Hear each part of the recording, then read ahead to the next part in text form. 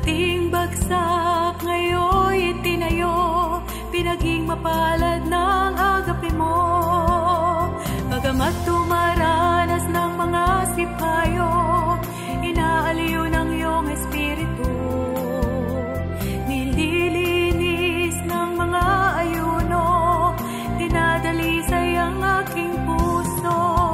Malinis na puso ang hinahanap mo, O Diyos, tulungan mo ako. Sintang kapatid ay maakay ko, at kapwa magtaglay ng malinis na puso. Malinis na puso ang hinahanap mo, O Diyos, tulungan mo ako. Sintang kapatid ay maakay ko, at kapwa magtaglay ng malinis na puso. Lahat ay inihahandang makasama sa isang maluwalhating paghahari. Kaya nga't magtaglay ng malinis na puso, busbusin ang banal na Espiritu ng Espiritu. Malinis na puso ang hinahanap mo, O Diyos, tulungan mo ako. Sintang kapatid ay maakay ko, at kapwa magtaglay ng malinis na puso. Malinis na puso, malinis na puso.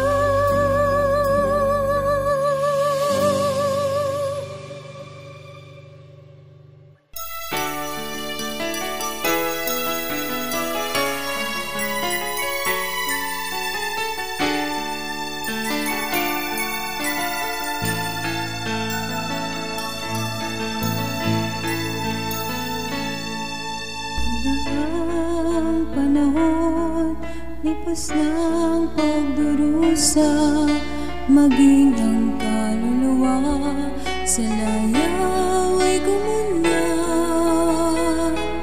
Ngunit naawa sa atin ng Ama, ngayon'y kabahagi na sa kabanal-banalan niya. Dinalisay ng alabok na ginto, inunos ng mga pagsubok. Ngunit sa dala puso'y laging nakatayo, paninindigan ay hindi naging liko. Agape ang nagturo, pagpapakabanalan sa pagpapakasaktan.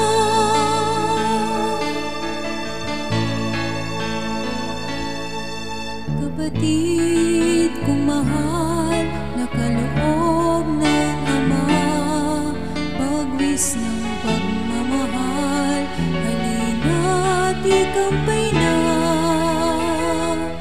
Yaman ng kaluluwa, sa langit ay silid na, ang tanging susi ay ating pusong saktan. Dinalisay ng alabok na ginto, inunos ng mga pagsubok.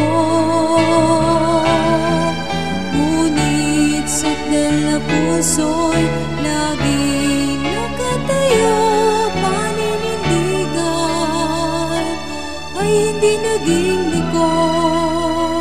Agape ang nagturo, pagpapakabanalan sa pagpapakasaktan. Kapatid, alam mo ba ang iyong tinutungan? Kasuri mo na ba ang laman ng iyong puso? Kaigling panahon, ngayon na ang hamon, magbanal, magpakasaktan. Minalisay ng alabok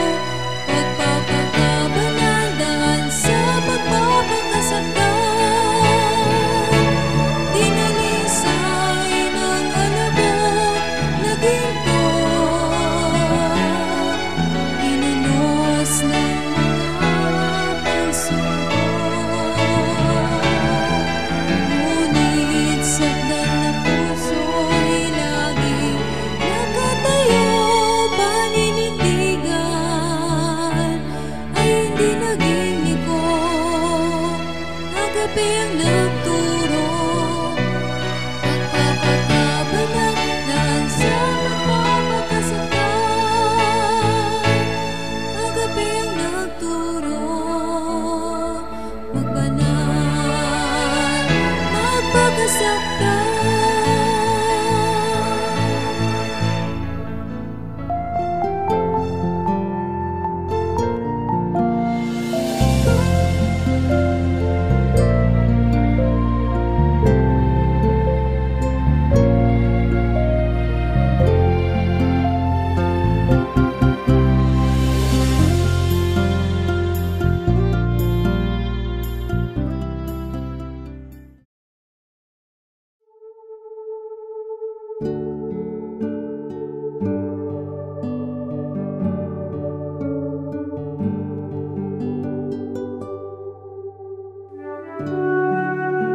Ika-43 araw ng ayuno ng Bansang Banal.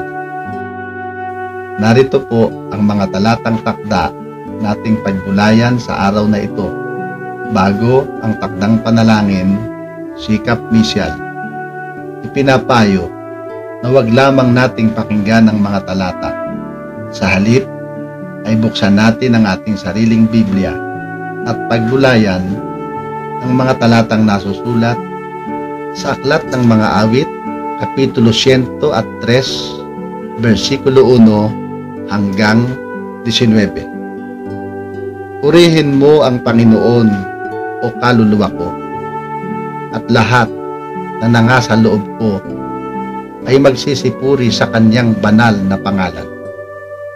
Purihin mo ang Panginoon, o kaluluwa ko, at huwag mong kalimutan ang lahat niyang mabubuting gawa, na siyang nagpapatawad ng iyong lahat na mga kasamaan, na siyang nagpapagaling ng iyong lahat na mga sakit, na siyang tumutubos ng iyong buhay sa pagkapahamak, na siyang nagpuputong sa iyo ng kagandahang loob at malumanay na mga kaawaan, na siyang bumubusog sa iyong bibig ng mabuting bagay, na anupat ang iyong kabataan ay nababagong parang agila. Ang Panginoon ay nagsasagawa ng mga matuwid na gawa at ng mga kahatulan na ukol sa lahat na naaapi. Kanyang ipinabatid ang kanyang mga daan kay Moises, ang kanyang mga gawa sa mga anak ni Israel. Ang Panginoon ay puspos ng kahabagan at mapagbiyaya, banayad sa pagkagalit at sagana sa kagandahang loob.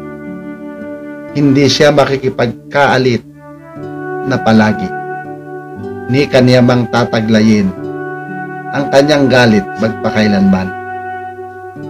Siya'y hindi gumagawa sa atin ng ayon sa ating mga kasalanan, ni gumanti man siya sa atin ng ayon sa ating mga kasamaan.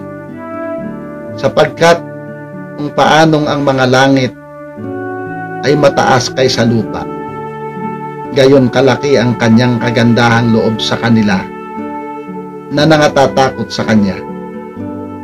Kung gaano ang layo ng silanganan sa kalunuran, gayon inilayo niya ang mga pagsalangsang natin sa atin. Kung paanong ang Ama ay naaawa sa kanyang mga anak, gayon naaawa ang Panginoon sa kanilang nangatatakot sa kanya, sapagkat nalalaman niya ang ating anyo. Kanyang inaalaala na tayo'y alabok. Tungkol sa tao, ang kanyang mga kaarawan ay parang damo, kung paanong namumukadkad ang bulaklak, sa parang ay gayon siya, sapagkat dinadaanan ng hangin at napaparang, at ang dako niyaon ay hindi na malalaman. Ngunit ang kagandahang loob ng Panginoon ay mula ng walang pasimula hanggang sa walang hanggan sa nangatatakot sa Kanya.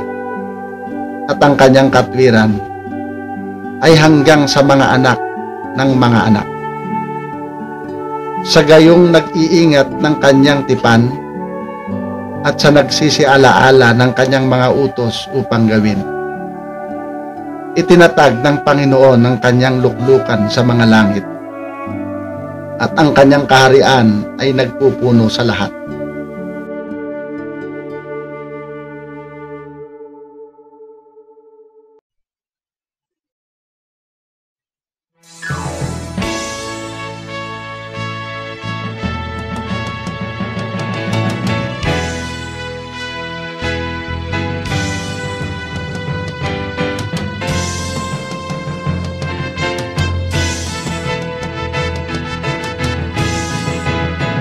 Ang manalangin, o tao, gawain, buhay at yamang Kristiyano.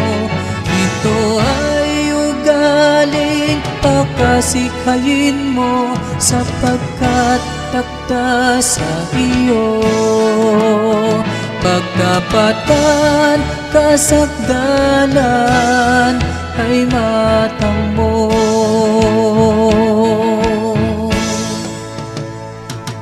Panahong nagdaan, di na babalik pa. Panahong narito, wag nang maaksaya. Ang pagkakataong hindi ginawa, katumbas sa yamang nauwi sa bulan. Panahon ay ginto at kakaunti na sa iwi mong puso, ngayo'y nagbabadya.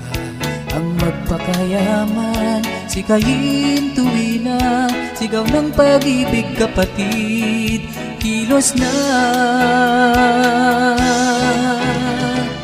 Panawagan ng langit, oras ay mahalaga.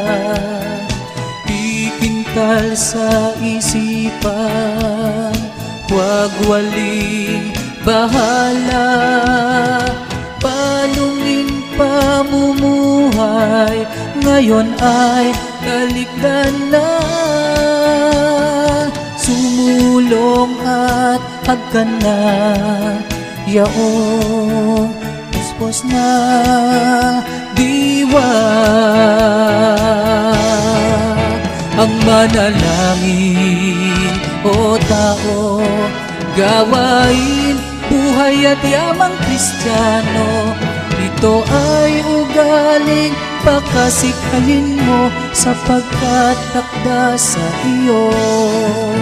Pagkapatan, kasakdalan ay matamo.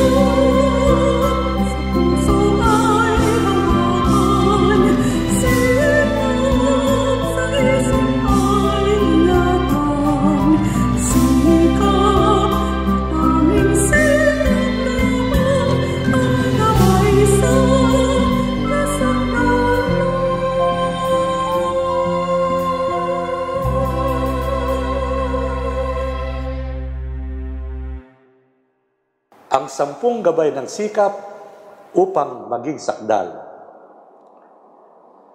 Sa pangalan ng kataas-taasang Diyos na Ama at Hari natin, sa pamamagitan ng Inang Iglesia na kabanal-banalan, ako na inyong kapatid na Hiel na isang alipin ng Panginoon at itinalagang lingkod ninyo ay bumabati ng kapayapaan.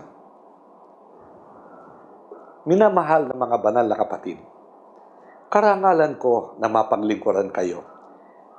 Lagi kong kinasasabikan na makita at makapiling kayo upang maging kasangkapan sa inyo sa mga pagtuturo, pagpapaalaala at pagpapahayag ng mga katotohanan ng Panginoon sa ikalalakas ng inyong pananampalataya, sa ikatitibay ng inyong pag-asa sa Panginoon at sa ikapagniningas ng inyong agape ukol sa lahat.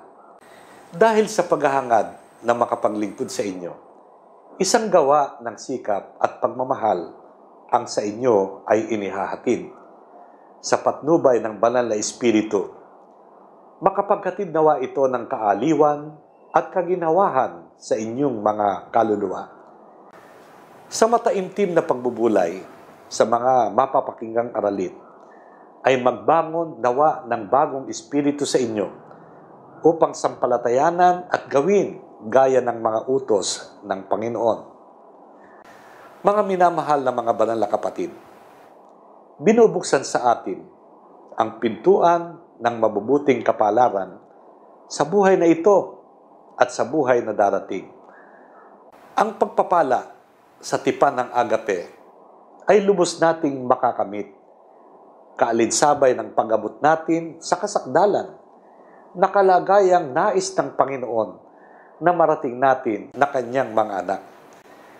Dahil dito, buong pagmamahal na inihahatid ng kasangkapang pangasiwaan sa mga banal na kapatid, ang 10 gabay ng sikap upang maging sakdal. Sa pagbubulay sa kredo ng Kristiyano, ay ating isinasapuso ang pinakamimithing maging ating larawan at ating sinasabing, ako ay Kristiyano. Ako'y handog sa kataas-taasang Diyos. Isang ilaw nitong sanlibutan, ako ay may kapuri-puring pag-uugali. Para sa ikaluluwalhati ng aking inang iglesia, ang kabanal-banalan, at sa ikalulugod ng aking amang Diyos, ang kataas-taasan, nagpipilit na maging ganap, may gabay ng sikap upang maging sakdal.